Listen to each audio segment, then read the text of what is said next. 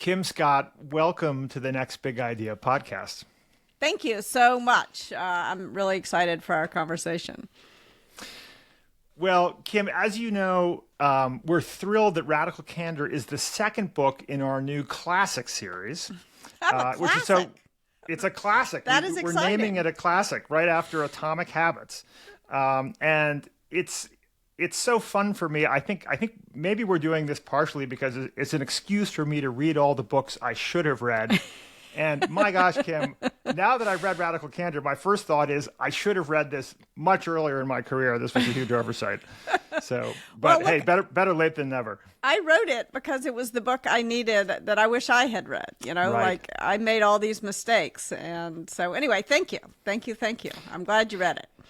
Well, it's and part of what interests me about it, and actually part of what interests me more broadly about my experience in the business world, is that it's really about something bigger, which is just about, to me, how humans can interact successfully with each other. Yes. Right? Yeah.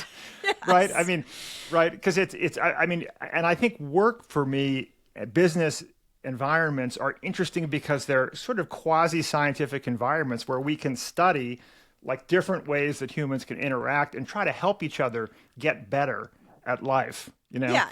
Yeah, exactly. And so to me, it really is a book that's just about successful human interaction. I mean, do you see it that way? 100%. Yeah. And the reason interesting. While we do it. And you didn't really expect to have this kind of meteoric business career, did you? I mean, no. I guess given your selection of focus of study in college. Russian literature. No, and in fact, I thought that business was sort of boring. And the moment when I realized it was more interesting happened when I had to hire my first person. I was working in Russia, as I mentioned, or it was when I went there. It was actually the Soviet Union, so a long time ago. Yes. And I had to hire these diamond cutters, these Russian diamond cutters. And I thought, oh, this is going to be easy. I've got money. That's all it's about. How boring, but how easy. So I'll go do it. And it turned out they wanted more than money. They wanted a picnic. I'm like, well, okay, I can have a picnic too. And by the time we finished a bottle of vodka, I realized what they really were interested in is a manager who would give a damn about them, who would care about them and their families, who would care enough. Actually, what they were interested in is someone who would care enough to get them out of Russia if things went sideways. So given the invasion of Ukraine, I've been thinking a lot about these folks and maybe how to help them get out of that terrible situation there. So anyway, that was when business became interesting to me. I'm like, oh, this is about caring about people. That's interesting. Like, I care about that too. Right. Interesting. So a light bulb went off. You thought, hey, this is actually much more interesting than you had thought. Yeah. I guess initially that was for you just a way to make some money or explore the world. Yes. Yeah. I moved to Russia initially because I had studied arms control in college, and then the Berlin Wall fell and the problem was solved. And so I went to do work on military conversion, sort of swords into plowshares, and worked for a company that was investing in these Soviet military defense factories that were converting to civilian production. And then the coup happened, but I wanted to stay in Moscow, and I wound up getting a job with this diamond factory. So there you go. Random was my early career. This was a bold early chapter of your young career. Yes. And boldness is sort of a theme, I would say, in your book, Radical Candor. I'm curious to know why you were the person to write this book. How do you think about that, about how your personal journey connects with the themes in this book that you felt the world needed to hear? Yeah. So I think that part of it is I was raised in the South. I grew up in Memphis, and I was raised as a female in the South. And that meant I was raised very much never to disagree, very much never to give any. If you don't have anything nice to say, don't say anything at all. Yeah. And in fact, early in my career, I started this software company. It was about 60 people, and I came into work one day, and 10 people had sent me the same article about how they'd rather have a boss who is really an asshole but very competent than one who's really nice but incompetent.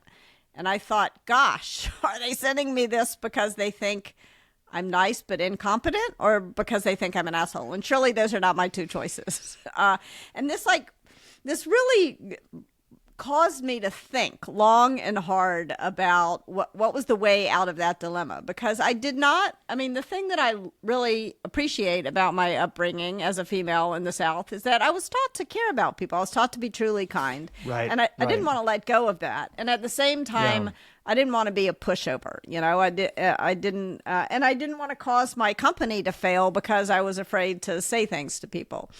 And I think it sort of crystallized for me, the way out of this dilemma crystallized for me a few years later when I took a job at Google, and I got some feedback. Yeah.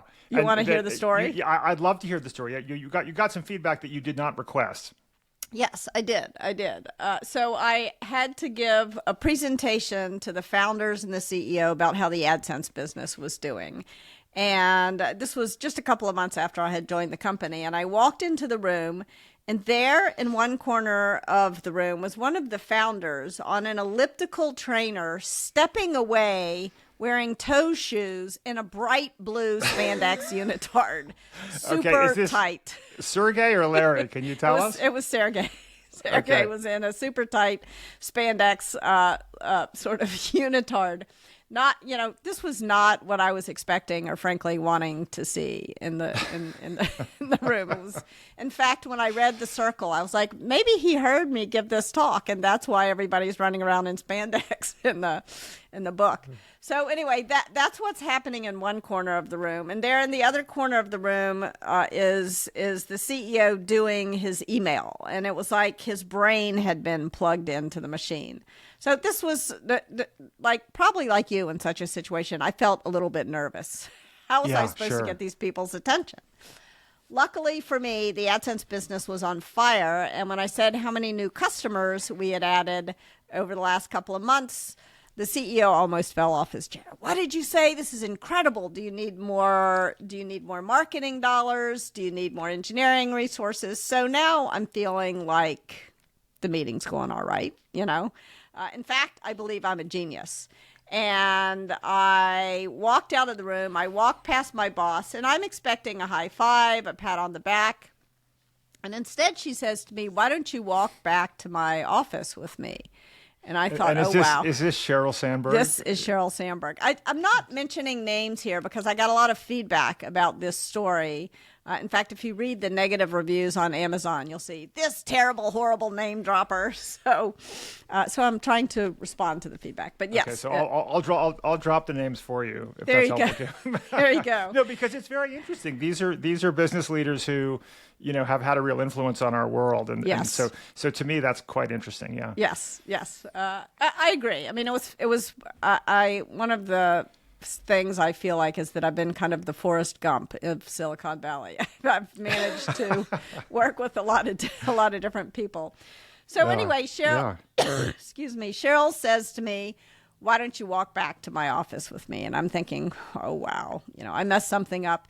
But I'm also open to hearing it from her because she's solicited feedback from me, and we sort of have this feedback as a gift thing going on. But you're never really excited to hear it, And she began by telling me not what had gone wrong in the meeting, but what had gone well, not in the feedback sandwich. I think there's a less polite term for that. I'm not sure if I'm allowed to curse. Shit sandwich? Yes, the shit sandwich.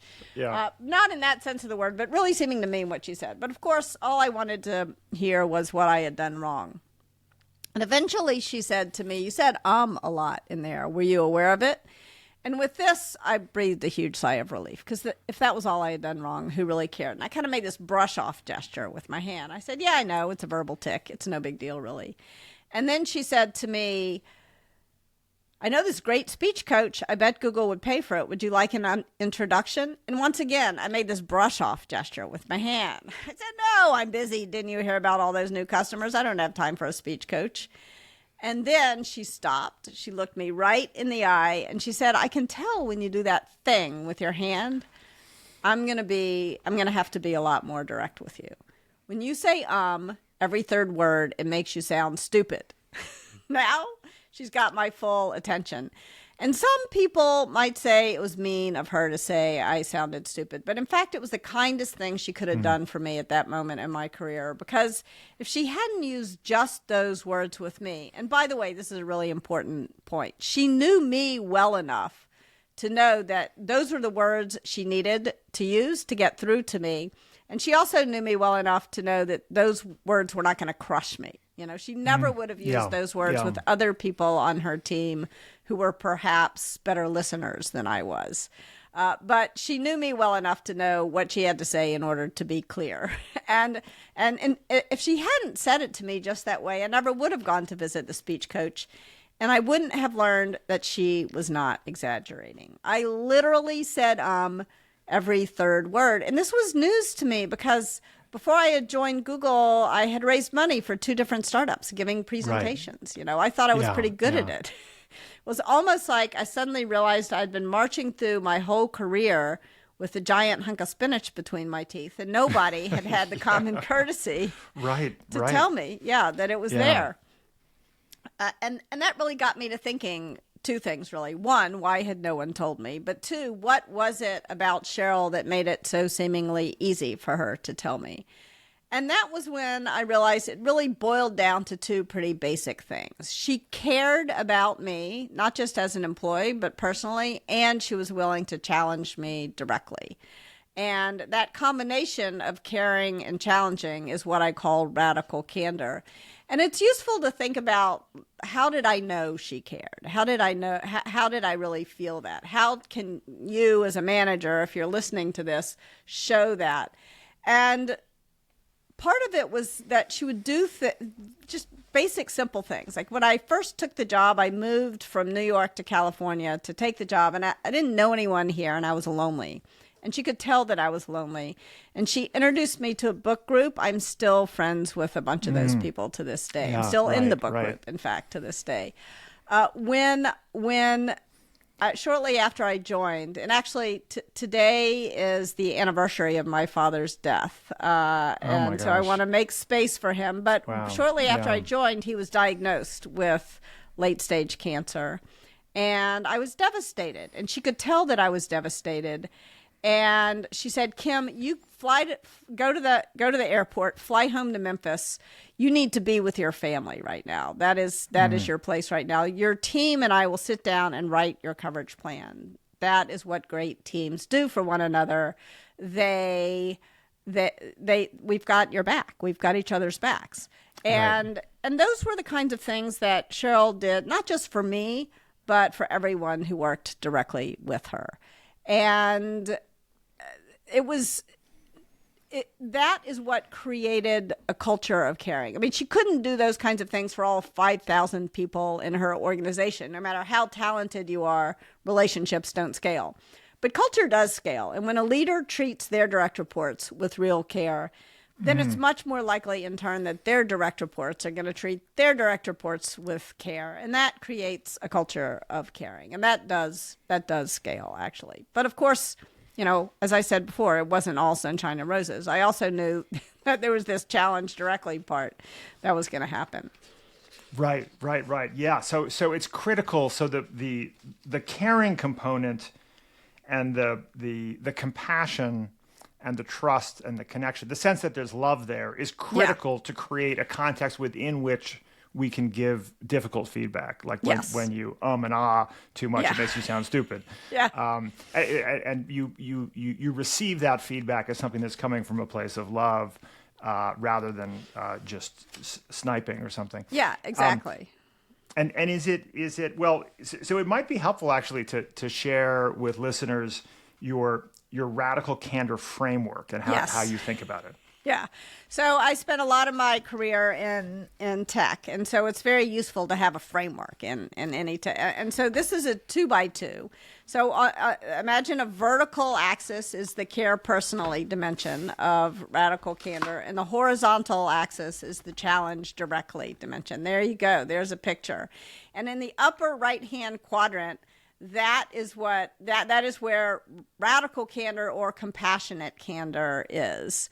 I see you have the second edition of the book that you're holding up. So if you Indeed, want to yeah. call it Yeah. compassionate candor instead of radical candor, feel free to do so. Sometimes people mistake radical candor for what is in the bottom right-hand quadrant, obnoxious aggression. Obnoxious aggression is what happens when you challenge directly, but you forget to show that you care personally. And obnoxious aggression is a real problem, and we'll talk about that more. But let's think about what happens when we land in obnoxious aggression, as we are all bound to do, probably on a daily basis. Like, we all act like jerks some of the time. I don't know about you, but for me, when I realize I've been a jerk, it's not my instinct to go the right way on the care personally dimension of radical candor. Instead, it's my instinct to go the wrong way on challenge directly. And then I wind up in the worst place of all, manipulative insincerity. So if obnoxious aggression is front stabbing, manipulative insincerity is backstabbing. It's where passive aggressive behavior, political behavior, all the kinds of most toxic behaviors creep in. By the way, in the South, I learned a lot about passive aggressive behavior, but also in Silicon Valley. I mean, in the South, I would say passive aggressive, maybe emphasis on passive. In Silicon Valley, passive aggressive, emphasis on aggressive. But all those kinds of behaviors creep in. And, you know, when we think about things going wrong at work, we tend to think about either obnoxious aggression or manipulative insincerity, because that's where the drama is. If you watch the HBO show Silicon Valley, or you watch The Office, you're going to see a lot of episodes about that. But the vast majority of us make the vast majority of our mistakes in this last quadrant, where we do remember to show that we care personally. Because you know what? Despite everything you might observe on social media, most people are actually pretty nice people at core. They try to be. Right. So we do remember to show that we care personally, but we're so worried about not hurting someone's feelings or not offending them that we fail to tell them something they'd be better off knowing in the long run. And that is what I call ruinous empathy. And so that is what radical candor is and what it isn't, and mistakes that we make all the time. Like, please don't use this 2x2 framework to start writing names in boxes. This is not another Myers-Briggs personality test. Use it like a compass to drive specific conversations with specific people to a better place. It's so interesting. Kim was raised in a white Anglo-Saxon Protestant family where we were raised to be polite, to not offend people. Yes. And I started my first company in my mid to late 20s, eventually grew to about 60 people. And I was at the very best an extremely mediocre boss in that first. It took me at least a decade to unlearn all these elements of my upbringing, right? That I needed to be much more conflict averse. I needed to be much less conflict averse, much more willing to tell people things that they would not initially enjoy hearing. Yes. And that was a big process for me. And I learned a lot from people who came from other cultures. Yeah. You know, and so one thing I think that's so interesting about your framework and your book is that it's in part a kind of lingua franca to help people learn to communicate in ways that are honest and consistent and to be part of the same culture in some sense, right? Because we all come from different backgrounds and cultures, whether it's because of our gender or ethnicity or what have you. Yeah, absolutely. I mean, I think I learned a lot about radical candor at one point in my career when I was working for an Israeli startup, and that was a very different culture than the one where I had been raised. One in which people it was a sign of respect to really criticize, and a sign of love to criticize. And that was like baseline understood there. And it took me a while to understand it, frankly, because that was not the situation in Memphis where I grew up. And so I'm very grateful to that experience. And in fact, at one point I was managing teams in, 20 different countries around the world. And believe me, radical candor sounded very different in sort of Japan than it did in the Netherlands. And with the team in Japan, I called it polite persistence, because polite was how they thought about showing they cared personally, and persistence was how they thought about challenging directly. And that was a much better way to talk about it. And once we started talking about it in those terms, that team was relentlessly, politely persistent. And they helped the product get much better as a result of it. And it had good results for both our relationship and also for the team's results.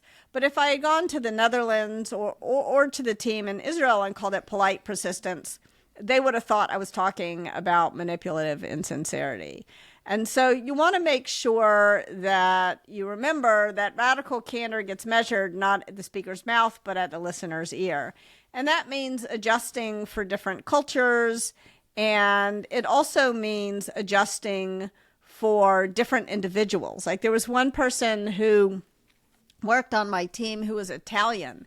And he said to me one time, just because I'm Italian doesn't mean I want to be kissed on the cheek 3 times. Like people had this, so I think we also have these stereotypes. And so a lot of this is about like making sure that you're paying attention not to your intentions, but to the impact that you're having on other people and how your words are landing. And they're going to land differently in different places. And the thing that was magical about this was that once this was part of the culture of the team globally, the culture really did spread. And at one point I was pregnant with twins, so I couldn't travel, and we were opening up new offices in different countries.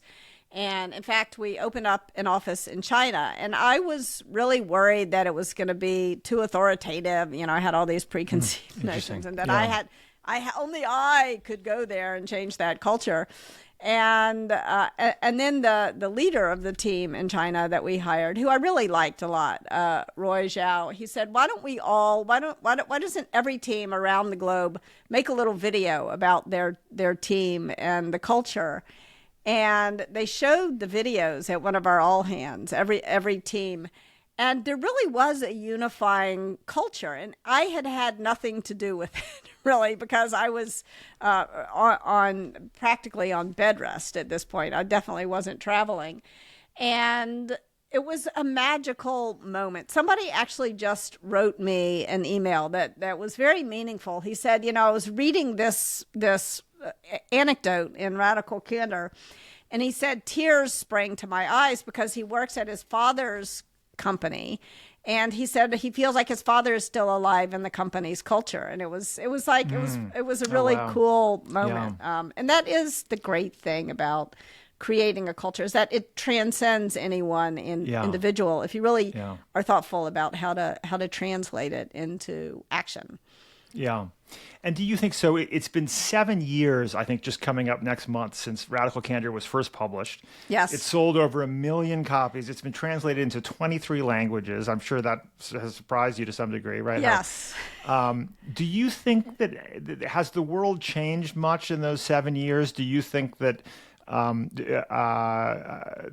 the lessons in the book are more broadly disseminated? I mean, certainly your book has done a lot of good work on this front. There may be some places like Israel where the book is less necessary than others. I don't know if you feel that way. No, it did very well. Yeah. I mean, one of the things that's interesting is that every culture I've ever worked with feels that their big struggle is ruinous empathy. Even when I was working with an investment bank that has a reputation for obnoxious aggression, frankly, but they really felt that internally their problem was ruinous empathy. And they had a point. I mean, it was, if we go back to this, radical candor gets measured not at the speaker's mouth, but at the listener's ear. Yeah. From the outside in, maybe that was how other people would have interpreted, but from the inside out, it felt very different. So I think that this tendency, and across cultures all around the world, I found that people tend to say to their kids, if you don't have anything nice to say, don't say anything at all. And right, in different ways in different cultures. And I think part of the reason for that is that children are really blunt. They really say things maybe in without much appreciation of how their words may be landing. And so I understand. In fact, when I was teaching managing at Apple, I would often say this. This is one of the big problems that we've all been told this since we were 2 years old. And I had 2 years old. And 2 years, I had twins who were 2, is what I'm trying to say. And I found myself saying that a couple of times. If you don't have anything to, and then I was like, okay, I got to teach them how to say it more respectfully, or say it more kindly, but not to put a muzzle on the truth that's coming out of these children. Yeah. Yeah. No, it does appear to be a universal struggle. I remember years ago, we were working with a big media company on a television show, and I was working with the head of this important division, and she favored sort of leopard prints and was constantly flanked by 2 lieutenants. And her favorite word was the word germane. And she used it in every other sentence. She just loved to use the word germane. The problem was she used it incorrectly. And so she thought it meant something else. And so I after a couple of weeks, I said, I think you think the word germane means this, but I think it actually means this other thing. And she just looked ashen-faced. She turned to her 2 lieutenants and said, "Is this true?"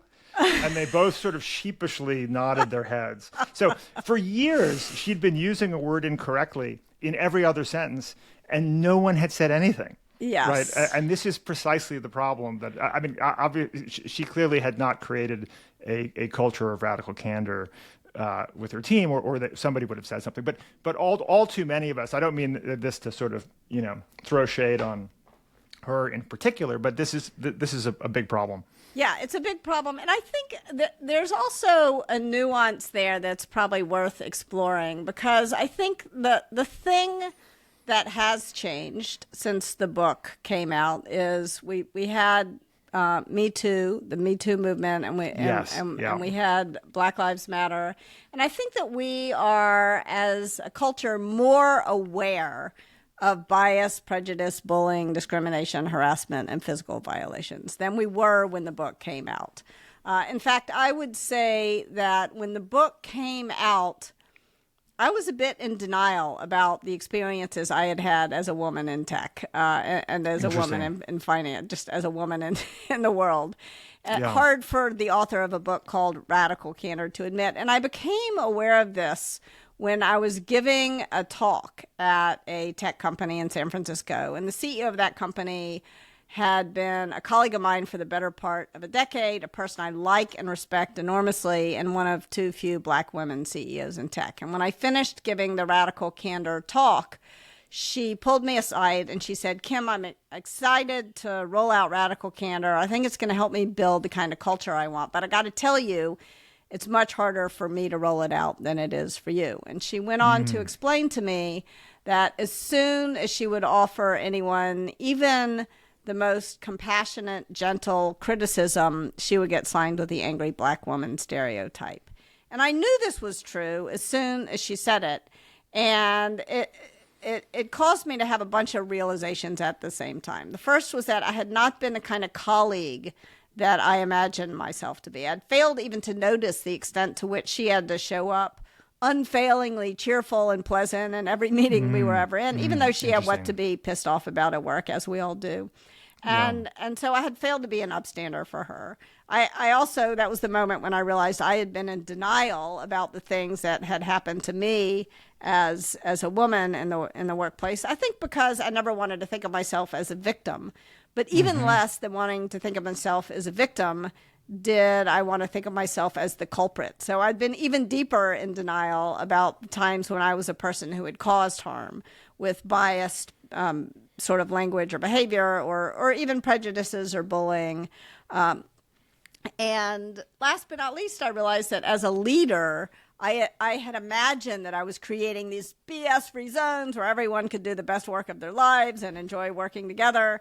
And yet, because I had been unaware of these problems, I had failed often and failed to lay my power down and make sure that I was preventing these kinds of behaviors from getting in the way. And that was what caused me actually to write my next book, Radical Respect. And so that's one of the things that has changed, I think, in the world. And that is important to take into account and from everyone's point of view. Like at one point, I was rolling out Radical Candor on a team, and there was a guy on the team who told me that he had been in a meeting with a woman who was rolling out her marketing campaign, which she called Rolling Thunder. And he said, I knew if she had known the history of Rolling Thunder, she would never have called her marketing campaign Rolling Thunder. But he said, I didn't want to tell her about it because I didn't want to be accused of mansplaining or, he was a white man. And I felt terrible about it because he was not withholding that feedback to hurt her. And I knew she would have wanted to hear the feedback. But I think the environment that we're in made it a little bit harder for him to give her the feedback. So I want to acknowledge that.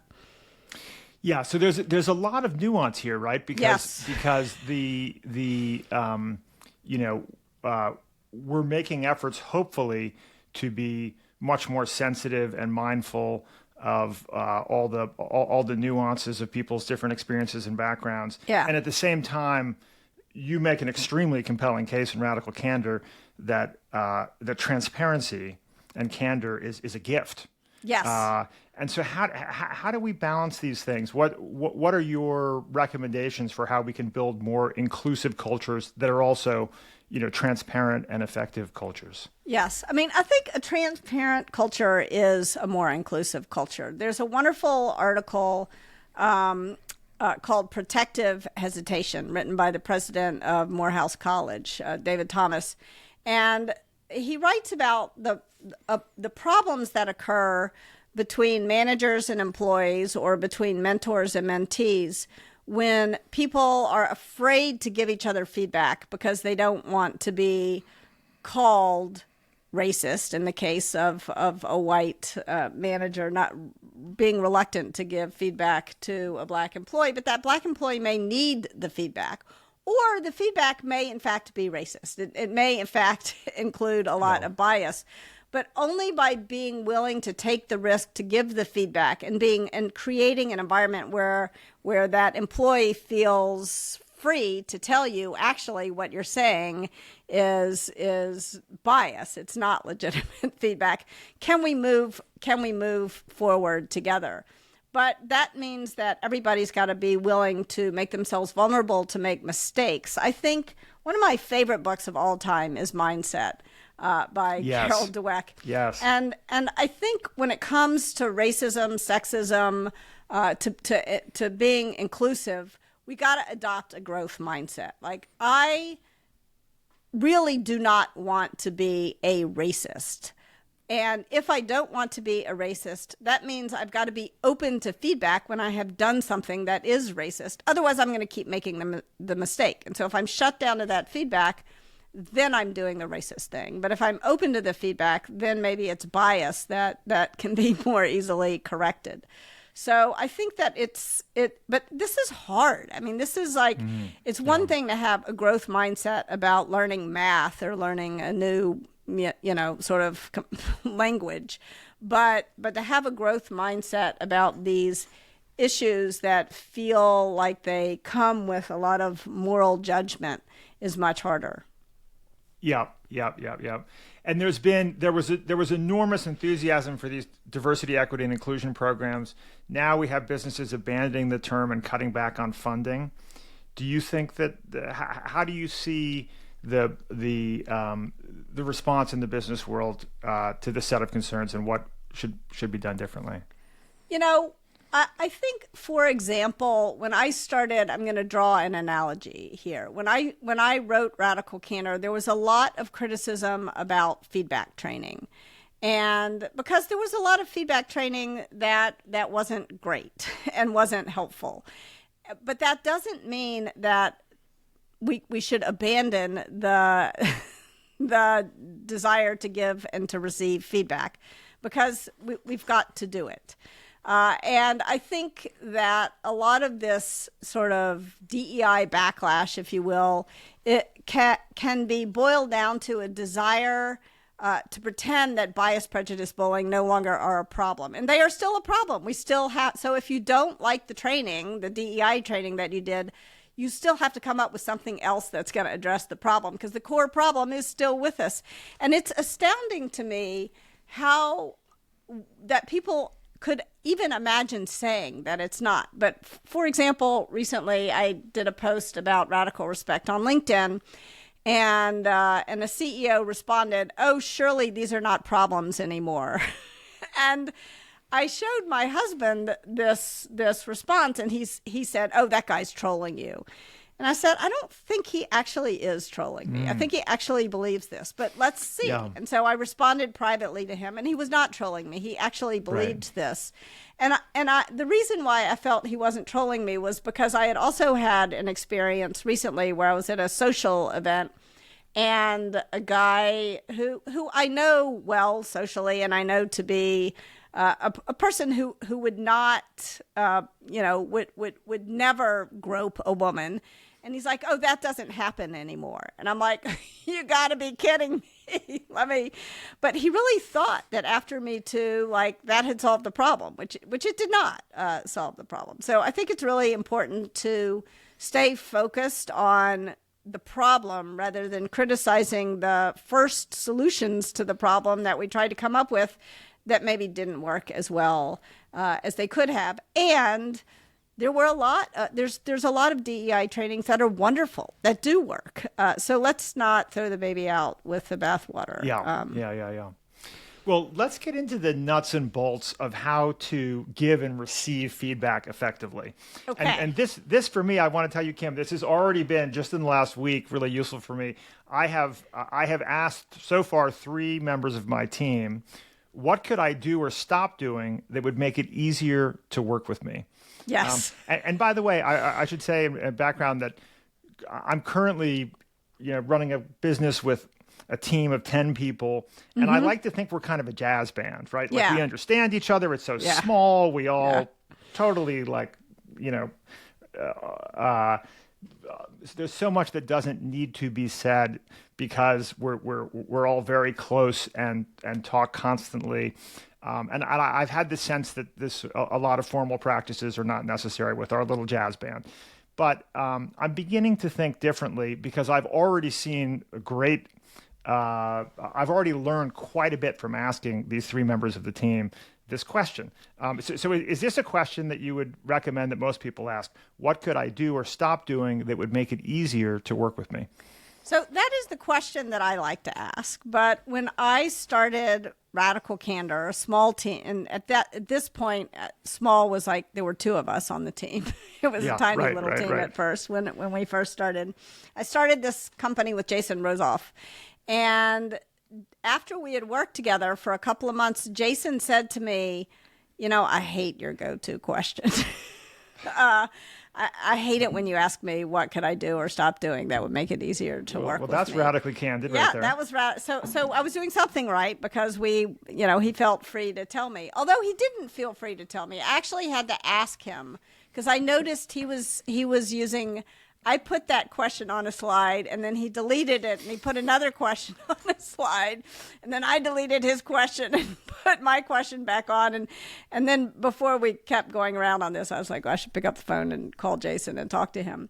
And so I like that question a lot, and if you want to use it, feel free, but be aware that you need to ask the question, first of all, in a way that works for you, that sounds like you, because if you sound like Kim Scott, then people won't believe that you really want the answer. But it sounds like those were words that fell trippingly off your tongue. So awesome. I'm glad. It's not my question. I stole that question from Fred Kaufman, who is my coach at Google. So, excellent. So that is one thing. It's got to sound like you. And 2, you got to adjust for the person. So when I'm talking to Jason, I need to call him up right after a meeting and say, did I interrupt? How many times did I interrupt you in that meeting? And you'll notice I tweaked the question there live. Like if you read the book Radical Candor, the way I phrase the question is there anything I could do or stop doing? And that also is not ideal. If you write a book about feedback, you're going to get a lot of it. And somebody wrote me and said it would be much better to say, what could I do or stop doing than is there anything? So here are a few tips on the question you're going to ask. 1, make sure it sounds like you. Two, adjust it for the person who you're speaking with. Like I was working with Krista Quarles, and she said, I could never imagine your question coming out of my mouth. She said, the way I like to ask is, tell me why I'm wrong. Okay, that's fine. But Krista said there were a couple of people on her team that was too aggressive for her, so she had to adjust. And three, try to ask the question in a way that can't be answered with a, oh no, everything's fine. Because if you say, do you have any feedback for me? I can already tell you the answer. Oh no, everything's fine. Yeah. Well, I actually think, even though I think they are Kim Scott words or Fred words Kaufman words. Fred Kaufman words. Thank you. And actually, I want to read his book, which was Consciousness. What was it? Conscious Business. Business. Yes, I love Fred's books are amazing, and Fred is amazing. I like the question so much. I thought that I'd like to read his book, but I don't know that it is the language that I would naturally use, but I think other people's language can be very helpful. Certainly for me. Because I think the implicit question is, how could I be better at my job? How could I do my job better? But that sounds kind of very personal, right? And what I like about what could I do or stop doing is it's focused on the behaviors, right? Which is where I think we want to be focused. We want to depersonalize and just focus on how can I tweak or adjust my behaviors in a way that would have good results. And then the second half of it that would make it easier to work with me, I think that slightly softens. Yeah, that makes the question slightly more intimidating. I'm sorry. That makes the question slightly less intimidating than if I say, how could I be better at my job? Yes. Right. Yeah. And I think the other thing that I like about Fred's formulation of that would make it easier to work with me is it invites the person also to tell you something that's subjective, maybe to them. Like, it shows that you care about the impact that you're having on them. You're not demanding that they assume good intent. You're saying, what's the impact I'm having on you? And I think that's really important. Yeah. And so one of the key principles in Radical Candor is that it's important to give feedback, and it's important to give it quickly. Yes. Right? Yes. And this is something I've noticed in business relationships, which is that if I make the mistake after hiring someone of not giving them any negative feedback for many months, then when I do deliver some negative feedback, it's this terrible blow, right? Yes. I mean, it does strike me that sort of precedent setting and basically normalizing. I think at one point I've heard you say that you should think of it like flossing or dental hygiene. It should be something that's just such a normal daily part of your experience that it's a non-event. Like, of course we're going to mention small ways in which we can improve our execution, our collaboration. Yeah, the way we're talking. Not even flossing, which I hate to do, but just brushing your teeth. Like if I leave the house and I haven't brushed my teeth, I feel a little bit gross. And now, because if we go back to your previous atomic habits conversation, if I'm in the habit of radical candor and there's something I'm not saying that I know I ought to say, that I know would be helpful to the person, then I feel gross. I feel kind of that same feeling that I get if I walk out. So it needs to become very habitual. It needs to become something that you do sort of in the moment. And I think also, so one of the things that I say is have these conversations immediately.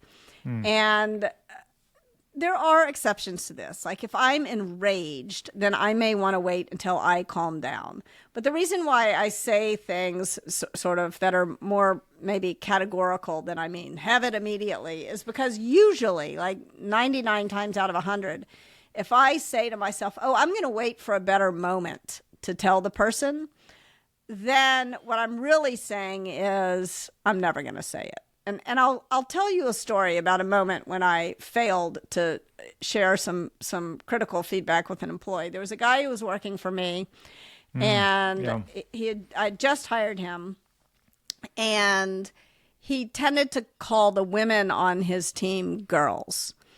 And this to me is like fingers on a chalkboard. It's like, man is to woman as girl is to boy. It's like the wrong answer on an SAT test. Right. But I didn't say anything because it's a conversation I've had a million times in my career, and I was tired of the conversation. So I was sort of behaving as though I were not his boss. And I didn't say anything, and I didn't say anything. And then he had a one-on-one meeting with my boss, who, as we discussed, was Sheryl Sandberg. And he walked in and he talked about the girls on his team. And Sheryl, unlike me, did not hold back in giving him feedback about the way. And he came into my office later and he was like, why didn't you tell me? There were two other guys who worked for me at the time who were in my office with whom I had this conversation many, many times. And I had trained them to refer to women as women and not as girls. And instead of apologizing to this new team member and saying, I really should have told you, I tried to make a joke of the whole thing. And I looked at those guys and I was like, see, you can thank me now. This didn't happen to you. And this new guy on the team was like, what about me? And then again, I tried to like make, it's no big deal. And to his credit, he looked at me and he said, I would say when your boss's boss reams you out for a mistake that your boss didn't give you a heads up about, it is a big deal. And he was right. Like, it was my job to tell him, and I didn't do it. Well, it's nice to know you have not always been a radical candor ninja. No. I've messed it up many times. Well, and something I found helpful is when you describe, I mean, you're really describing in the book just a broader daily cultural practice, and the way and the style in which we deliver feedback, you say, matters. So you say it's important to be humble. That strikes me as very important as the most framing. Important, probably. If we just stop at humble, then because I call it candor and not truth. Because to me, candor implies, here's how I understand the situation. I also want to know how you understand the situation. And there's a world of difference between that and charging into a room and saying, I'm going to tell you the truth. Because if I do that, I'm kind of implying like, I've got a pipeline to God and you don't know shit from Shinola. And that's not a great way to start a radically candid conversation. Right. So that's why I call it candor, is because to me, candor implies more sort of humility. And humility and humiliation are two very different things. I just want to point that out. Of course. And actually, you have you say in the book one way you can very humbly approach delivering some feedback that might be unwelcomed is, I'm going to describe a problem I see. I may be wrong, and if I am, I hope you'll tell me. If I'm not, I hope my bringing it up will help you fix it.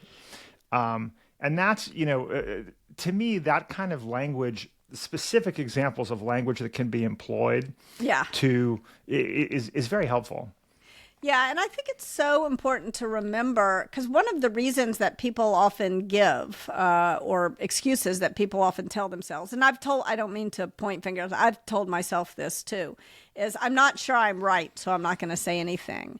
And it's really useful to remember that even that omniscience is not a requirement for radical candor. You may be wrong, but even if you are wrong, it's still a gift to say the thing to the person, because only if the person knows what you think can they correct your misperception or whatever other reason there is for you being wrong.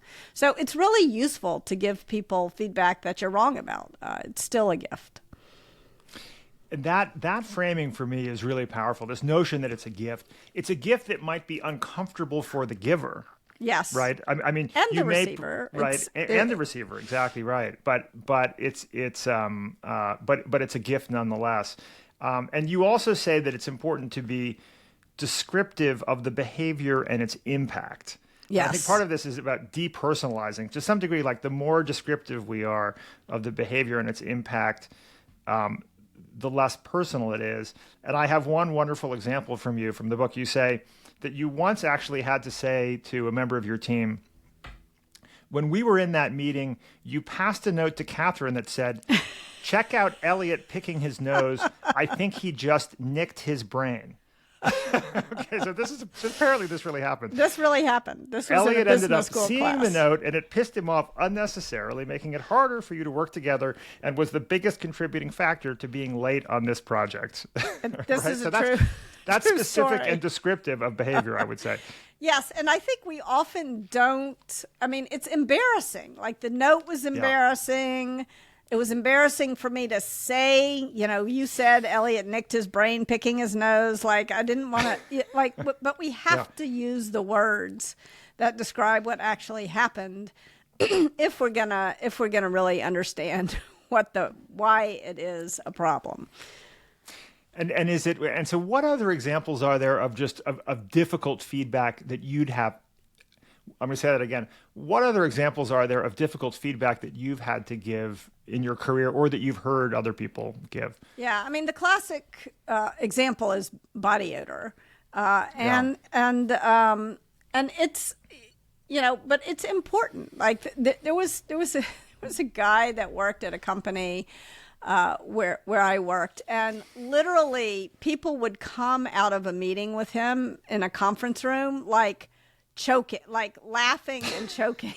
And this was really cruel to this guy. It was Right. it was much worse than. And so I went to him and I said, look, you may or may not be aware of this. And I started by saying I don't like I don't like to use deodorant that has aluminum because I don't want to get cancer. I don't want, but it's really important to know that this is impacting people's willingness to be in meetings with you. And so either you need to shower more often, change your shirt, bring an extra shirt to work and change, I don't know what you need to do, but something needs to change. And he was grateful that I had the conversation with him. This was written up in the Financial Times, and somebody described a similar situation they were in where they bought the guy a shirt. This is risky because but she said, this shirt is made of this material. It has to be washed every day. So that felt a little passive aggressive to me, but it worked for her and her relationship with this person. But I think you recount that you did actually, I think, share with a member of your team that they had a body odor problem. Yes. And years later, she wrote you a thank you note. Yeah. A long time later, and you never know. It was hard for me to tell at the time how it was landing. And in retrospect, I should have said, I know this is uncomfortable. Is there a better way for me to have told you? Sometimes soliciting feedback on your feedback can be a good way in those complicated situations. There was another guy who worked for me who tended to stand too close to people. And it made them nervous. Yeah. And I said, whenever you're standing next to someone, just pause and take 2 steps back, just always. And I think that was hard for him to hear, but it was important because he was making his colleagues nervous and uncomfortable. Yeah, no, that's fantastic.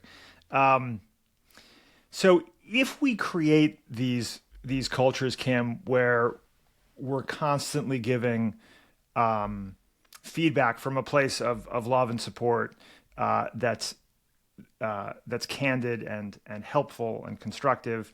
Can we get to a place where we don't need to do annual reviews, or is that something that still is an important part of the culture? I think you mentioned in the book that I think that GE, which was known for maybe starting this expectation of rating people's performance, and they also fired, I think, the bottom 7%, but has since phased out annual reviews. How do you think about that? Because I will say that with a little jazz band of 10 people, we don't currently do annual reviews, and I like the idea that we could be so transparent and supportive and candid in our feedback that it wouldn't be necessary, but maybe that's not right. I think with a company of 10 people, you may not need performance reviews. I think if you have more than 40 people, you do need performance reviews. Because if you have more than 40 people, you're probably giving ratings. Some people are getting a bigger bonus. Other people are getting a smaller bonus. There's probably going to be promotions. And I think a performance review makes those decisions, the thinking behind those decisions, more transparent. When Radical Candor first came out in 2017, there was this move away from, oh, we don't need annual reviews, they're terrible, they're worthless, and after they were all rolled back, they've been rolled back out, actually, because you do need them. You need them. Yeah.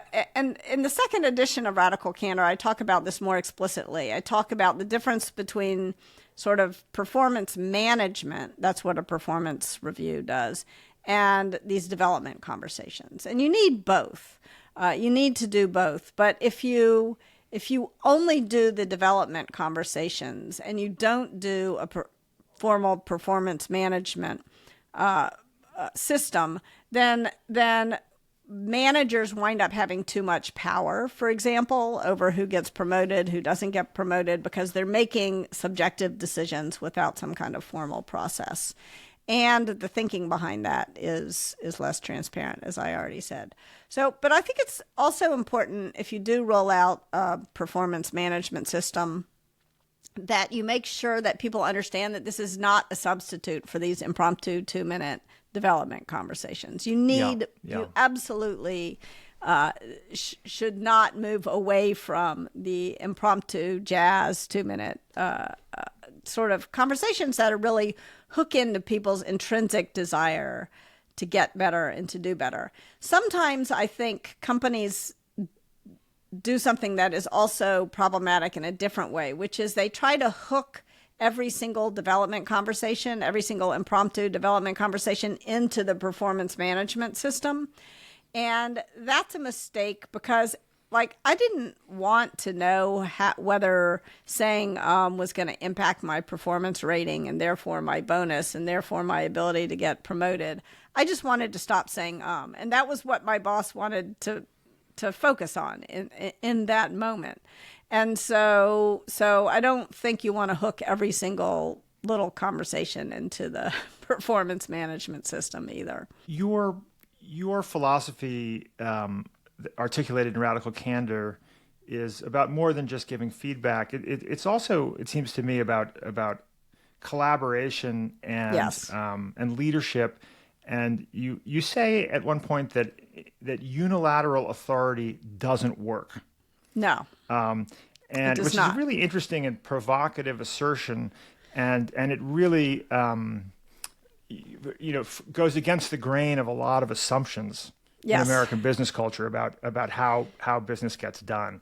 Can you speak more to that? How should we, if unilateral authority doesn't work, what do we these do? relationships between different people, bosses and their reports, what does it look like? Yeah. This is something I really learned from Shona Brown, who led business operations at Google and who built a lot of the systems that helped, I think, Google's culture be fun and also helped Google succeed. And she wrote a book called Strategy at the Edge of Chaos.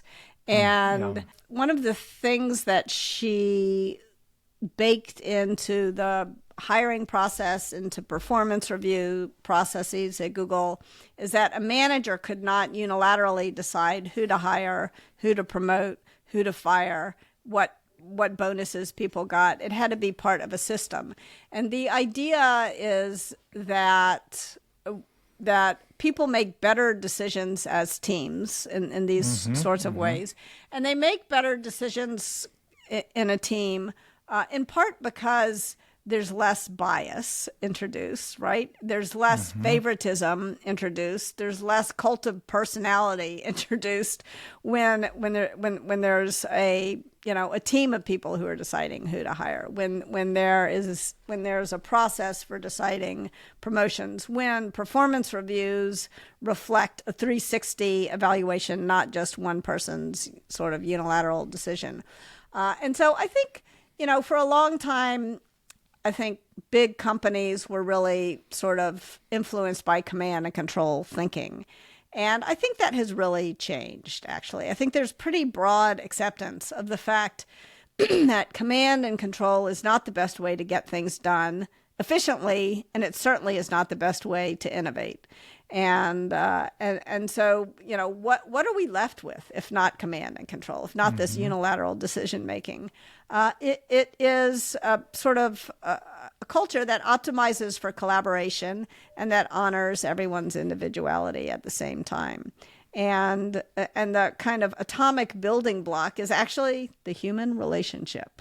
And that's what I talk a lot about in Radical Candor, is the relationship between an employee and a manager is not one that really even existed when the Greek philosophers were beginning to think about the different kinds of love and the different kinds of relationships. And if go ahead. I'm sorry, I was going to say, and another example of that at Google is I learned reading your book that if a member of a team decides they don't want to report to their boss anymore, they can just switch teams. They can elect to leave without consulting their boss at all, right? Yeah, which is, I mean, vote which with their is feet. Extraordinary. Yes. I mean, I wonder if there are many other companies that have a policy like that. Yeah, and I wonder if Google still does have that policy. But that was really an important moment for about a few months, maybe 6 months after I joined Google.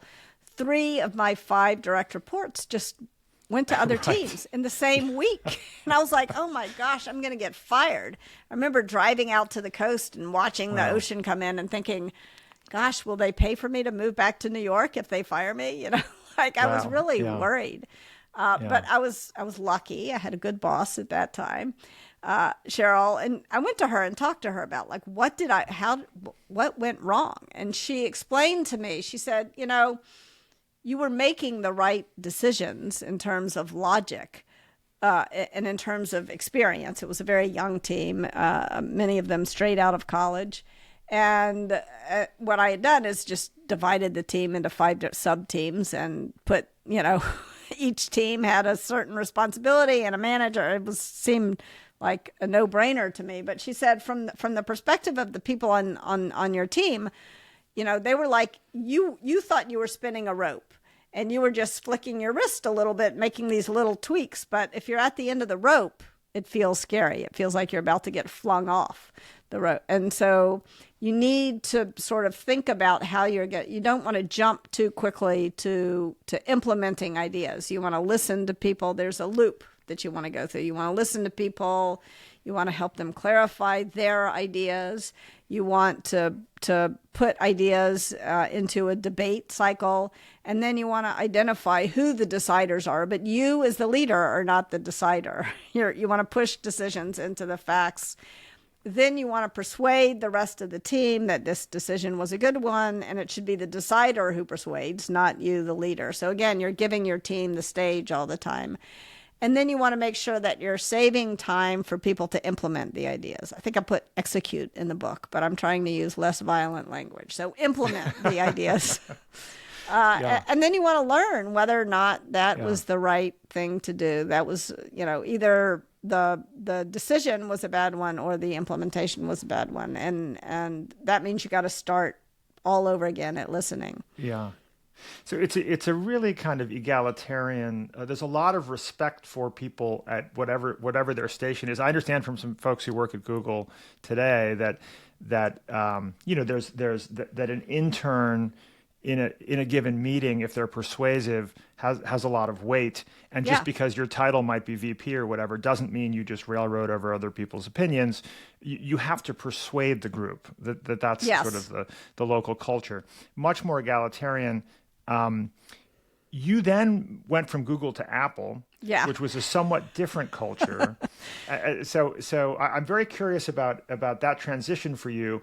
And if you were to build a company yourself, and you've done so, would you adopt a culture like Google's, or something closer to Apple's, or something different altogether? So let's sort of parse the differences and similarities in the cultures between the two. But before I answer the question, I promise I will answer it. But because I think Apple has a reputation for being top down, and Google has a reputation for being bottoms up. But that's not the culture at Apple it's more complicated than that. Yeah. Steve Jobs famously said, "At Apple, we hire people who tell us what to do, not the other way around." And so even though he had this reputation as being this very top-down sort of dictatorial leader, it was the situation was actually much more nuanced than that. I would say Apple was very much a relationships-driven culture. And in fact, Tim Cook offered to give Steve Jobs part of his liver when Steve got ill. And like, I don't know of a word to describe that other than love. That kind, and Steve refused to take the sacrifice. I mean, those two men loved each other. And, you know, in a work sense of the word.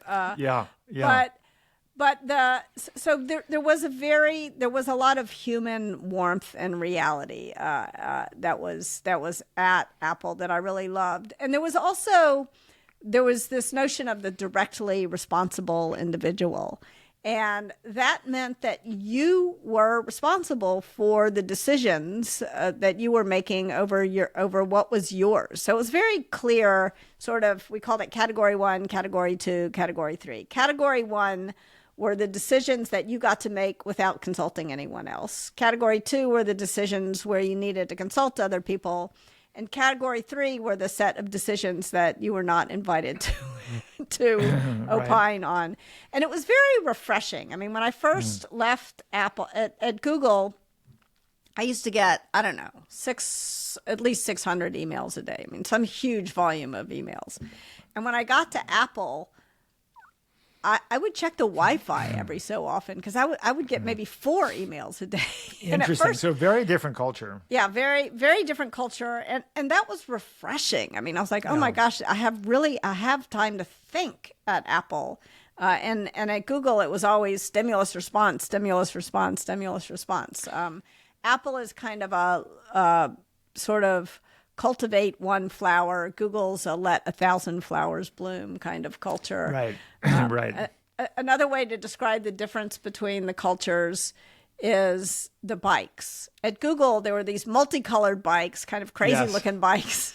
Yeah. They were all over the place. Half the time they were broken down. It was kind of random. It was fun, but it was random.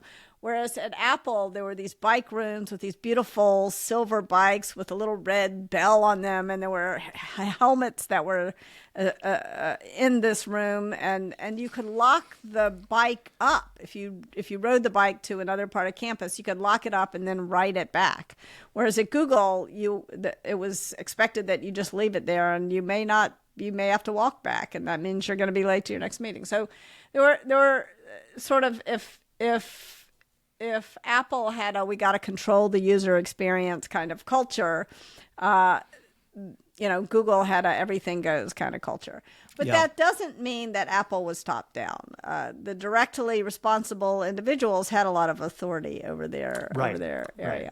And there was a lot of, and you describe how there was a lot of respect for individual expertise. Yes. Right. That you had these stakeholders that, irrespective of what their ranking was in terms of authority and the hierarchy, they were deeply respected because they had a very specific expertise, and maybe they'd been at the same job for a sustained period of time, but there was a deep respect for people at all levels. Yeah. And I think Apple makes hardware, and Google, by and large, does not make hardware. And so it's much easier to launch and iterate if you're launching software. Like if you're launching a phone, and it breaks, there's the product drives the culture to some degree. Yeah, I mean, it's appropriate that there are different cultures for different kinds of companies making different products. Yeah. And I think if you're making hardware, you gotta measure twice and cut once. Whereas if you're making software, you don't even have to measure. You just try it out, and if it breaks, then you iterate. So I think that's part of the reason for the difference between the two cultures. I really loved both companies. I really enjoyed my time, and it was so interesting to be at both places. But in my heart of hearts, I'm more googly than Applicious, I would say.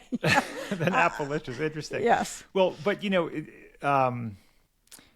I wonder whether, these are both Silicon Valley companies that, from the perspective of the outside world, might be more similar than they are different, right? Yes. I mean, going Yeah. from one to the other, they Yeah. feel radically different. But by comparison to a typical company, they're very much products of Silicon Valley culture, which strikes me as being having a kind of scientific orientation, operating from first principles, and there's a contrarian impulse there that is less top down, right? Yeah. Probably for both of those companies, and I think, and it feels to me that that's reflected in your book, Radical Candor. Do you see Radical Candor as a product of Silicon Valley culture to some degree? I think that the things that I'm talking about in Radical Candor are pretty universally human, actually. I have found, like, I've worked with a person who manages a warehouse in Memphis, where I'm from, and he, which was a very different sort of set of management challenges on the one hand than the ones that were being faced by a group of engineers at either Google or Apple. But on the other hand, the very same problems. Like, I was working on a land restoration project and working with people doing manual labor, and Radical Candor was just as helpful in that situation as it was. I mean, caring and challenging. These are very love and truth. It's about love and truth at some level, and every.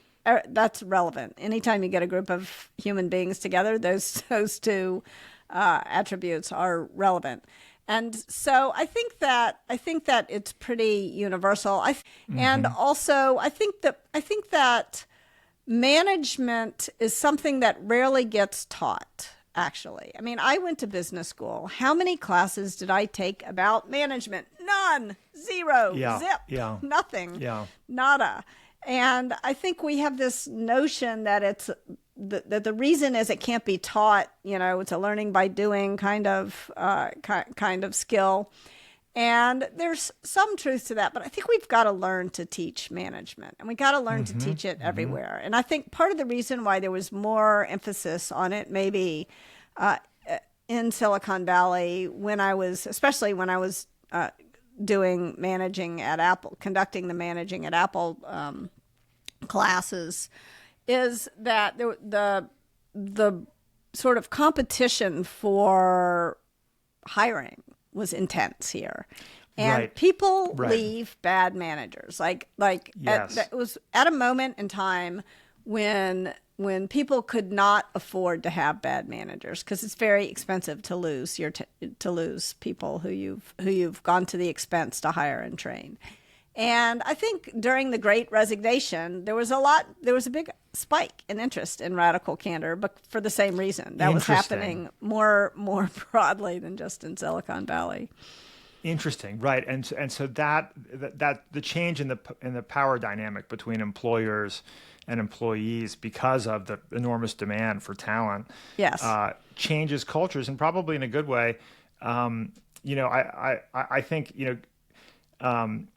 getting back to your assertion that unilateral authority doesn't work. Yeah, I was reminded, reading that passage, of a conversation I had on this podcast with Christopher Ryan, who's an anthropologist who wrote a book called Civilized to Death. He talks about leadership in the hundreds of hunter-gatherer tribes that have been studied over many hundreds of years. So interesting. And he says that in and this was in theory the our ancestral environment, where we evolved in this environment. And he says that that in almost all of these hunter-gatherer tribes, leaders are chosen by tribe members because of their qualities, and there's a more fluid kind of leadership dynamic. Like, leaders don't campaign like politicians campaign today. Yeah. They are selected because they're respected, but the people to who follow the leader have a fair amount of power in that dynamic, right? Yeah. And that sounds more like the sort of dynamic at a place like Google than it would be your classic, stereotypical 1950s American firm.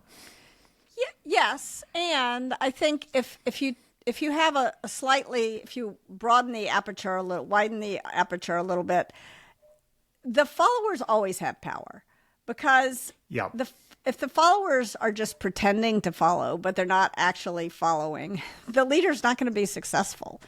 And Yes. and even in a situation where a leader does have a lot of power, they usually have power to silence. They don't have power to force people Right. to say what they really think. Yes. And when I was working in Russia, in the Soviet Union, I was living in this dormitory that housed kind of the Russian MIT, Russian physicists. And I remember this guy at one point, like we were well into a bottle of vodka one night. He clutched his head and he said, my brain. I was like, what is wrong? And he said, I'm in this environment in the Soviet Union, I'm told what I can believe about certain things in terms of history and economics. And then I'm expected to have these breakthrough innovations in physics. And I can't innovate unless I'm free.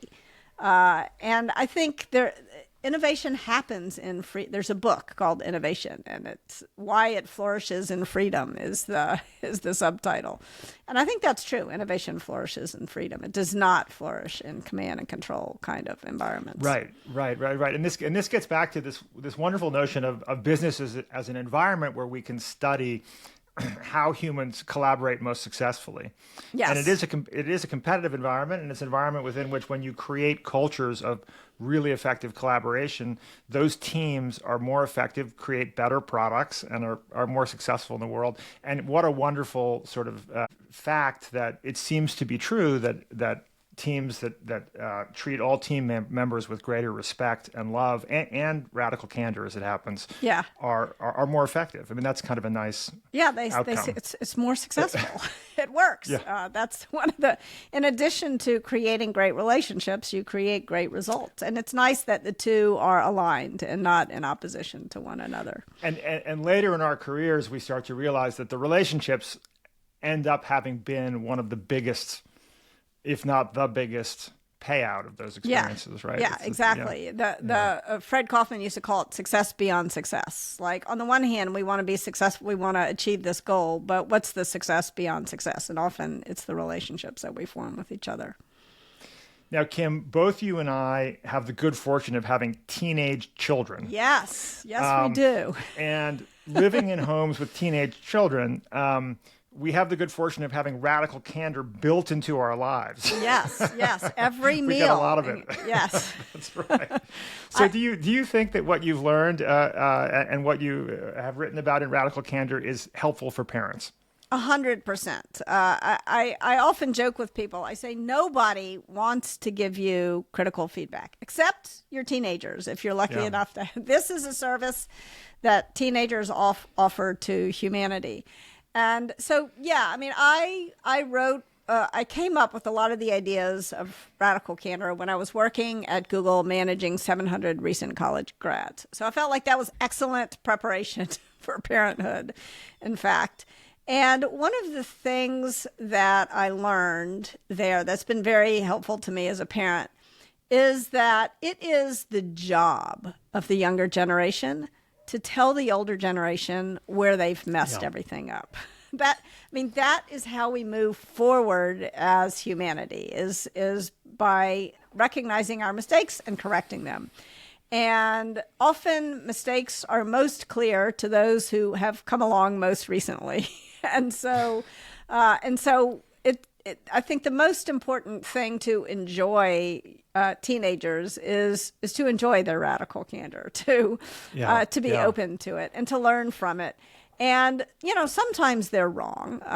And sometimes the other day, my daughter was criticizing me for something and she was just wrong. She just, but she wasn't backing down, as I have raised her to be that way. She was very, very persistent. And at some point I said to her, and sometimes you don't know shit, and I know more than you. And luckily we have a relationship where she thought that was funny. But it was also, she was like, okay, tell me, why I'm wrong. And so, but the reason why she's willing, I think sometimes, not all the time, to hear it when I talk to her in such a way is because I'm willing to hear it when she talks to me in that kind of way. Yeah. And I'm Right. not recommending that everybody has to parent the way I parent, but it works for my kids and me. I have twins, a boy and a girl, and they're both pretty radically candid. Right, and I think what we just said about the dynamic between bosses and employees is equally true of parents and teenagers, which is you can't really effectively tell them what to do.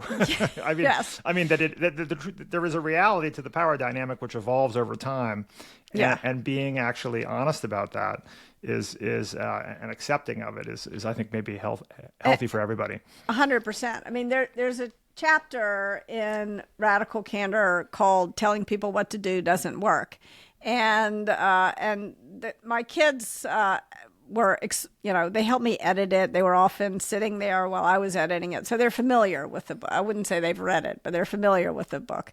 And at one point, my husband was telling my son to clear the table. You got to clear the table. And, my son wasn't doing it. And so it was one of those kind of situations. And I was getting something out of the freezer. And my son looks at my husband and he says, "Telling people what to do doesn't work, Dad." I had to stick my head in the freezer to avoid bursting out laughing and undermining my husband. But it is true that telling people what to do it doesn't work very well, and it especially doesn't work for your teenagers. Yeah. Now, I'm interested in your comments about the way in which your relationship to ambition and the ambition of other people has evolved since you were a young buck. Yeah. And how has your relationship to your own ambition and that of others changed? Yeah, I think that I made a mistake for a long time in my career by assuming that ambition to grow should have no bounds. And that everyone I hired should be ambitious to grow, and I should be ambitious to grow and grow. Very Silicon Valley, right? And at one point when I was at Apple, I was working with a woman, and she said, "Well, you need to manage your people who are in superstar mode very differently from people who are in rock star mode." I'm like, "What are you talking about? What's the difference?" And she explained to me that people, when they are in rock star mode, they are great at their job, but they're not necessarily gunning for the next big job. They're solid as a rock. They're like your rock of Gibraltar. They don't want your job. They don't want your boss's job. They don't want to be Steve Jobs. They just want to do their work, and they'll do a great job if you don't screw it up. And that was like an aha moment. She said, whereas people in superstar mode do want the next big job, and you better keep them challenged, and you better know what their promotion plan is, and you better have a bench for them, because they're maybe not even superstars, they're shooting stars. They're going to shoot right out of your orbit pretty soon. And this was a really big moment for me, because I realized that I had screwed this up more than once. Like, there was a guy on my team once who really wanted to be an actor on Broadway, and he was a great customer service rep, but he did not want to work past 5 p.m. because he wanted to leave work and be in these off-Broadway shows. And in part as a result of his success as a great customer service rep, we were growing, and we needed to grow the customer service team. And I said to him, "Do you want to manage it?" And he said, "No, I don't want to manage it. I want to go be in these off-Broadway shows." And I dismissed him. I thought less of him, because, to my shame. That was the wrong thing to do. And I hired this guy who was super ambitious, and he kind of, in his ambition, looked down on the role that he was being hired to do. He looked down on customer service. What he really wanted to be was the CEO. And as a result, he managed that guy terribly, and the guy quit, and it hurt the company. And then I had another realization about a time when I found myself in rock star mode Right, and looked down right. on myself in rock star for a moment. So Right, this happened right. when I was working at Google. I got pregnant with twins, and I was 40 years old, so advanced maternal age and pregnant with twins, high risk pregnancy. And right at this moment, someone came along to me and they said, "We're looking for a new CEO of Twitter." This was a long time ago, Yeah, and yeah. would you be interested in throwing your hat in the ring? And 6 months before that had happened, I would have cut my left arm off to be considered for that role. Like that was my ambition. Yeah. And but I wasn't sure that this was a good idea at this moment. And my husband was pretty sure it was a terrible idea. And so I called my doctor and I asked her what she thought. And she said, "Well, what's more important to you, this job or the hearts and lungs of your children?" I was like, okay, that's very clear. And I want to be clear. If you are pregnant with twins, if you're listening and you're pregnant with twins, you may be able to be the CEO of Twitter, but I was not. I was having a high risk, complicated pregnancy, and so I realized at that moment that I needed to throw my energy into carrying these two growing human beings to term, and not the next job. But I could still do my current job, and I could do it very well because I had done it for a long time. I knew how to do it. And so I was in rock star mode, and I had to accept being in rock star mode if I was going to get out of life what I wanted to get out of life. Well, Kim, I think you dodged a bullet with Twitter. Yes, That might have been the right sure call. did. I'm glad. But I wonder, though, when we think about our kids growing up and what we sort of want for them. I mean, you had a number of high-powered roles at a relatively young age at some of the great technology companies, and you've said at one point, I think I heard you say that reading novels and writing novels might be one of your favorite things to do. Yes. But you wouldn't necessarily choose to support your family that way. No, I would not. And I wonder, when we think about sort of, there's so many paths that are available for us to navigate the world, right? Yeah. Would, if one of your children told you they wanted to write novels for a living, would you say, well, that may not be the best way to support your future family, or how do you think about, has your relationship with ambition personally and more broadly kind of evolved? Yeah. I mean, I would certainly say that the ambition to write a great novel is a more extreme ambition than to be a director at Google. Right. So I just Right. want to make that plug for respect for yes, the novelist, yes, for sure. Exactly. Yeah. I am very glad that I did not try to support myself by writing novels, because I've written several novels that I think are great and they never got published. You can buy them on, self-publish them. The Measurement Problem, I recommend them. But I certainly would have starved if that was how I was going to make my living. So I'm happy for the path I chose, and I'm also really happy to say that I'm now writing a novel, so I can now afford to. Wonderful. I can afford to write. I have succeeded in subsidizing my novel writing habit, and I would say I'm also. If my child wanted to be a novelist or a musician or some other career that didn't earn a lot of money, I'm happy to say I can probably subsidize that as well. So I would encourage them. But if I were in a situation where I could not subsidize their unlucrative ambitions, I would